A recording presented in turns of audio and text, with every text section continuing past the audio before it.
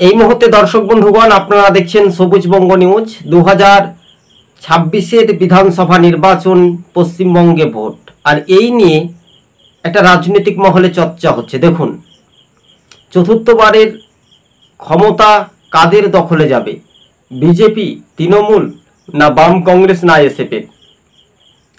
তবে পশ্চিমবঙ্গের মানুষ ভোট দিতে যাওয়ার আগে 7বার তারা কিন্তু নিজের মন থেকে কিছুটা ভাবনা চিন্তা করা উচিত।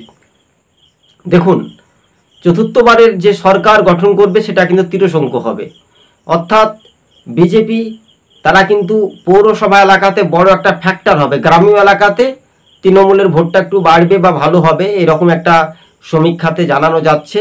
তবে জনমত সমীক্ষা বা বুথ ফেরত যে সমীক্ষার ইঙ্গিতে বলছে যে এবার কিন্তু তৃণমূল সরকার হারছে।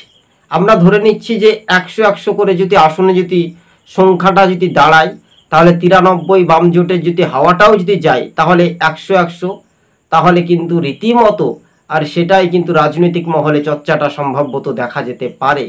তাই আমাদের সবুজবঙ্গ নিউজ চ্যানেলটি ভালো লাগলে সাবস্ক্রাইব করে সঙ্গে থাকবেন। কার্যত রাজনৈতিক মহলে এটাই একটা পরিসংখ্যান বলছে বা এটা একটা রাজনৈতিক সমীকরণ বলছে। ধন্যবাদ।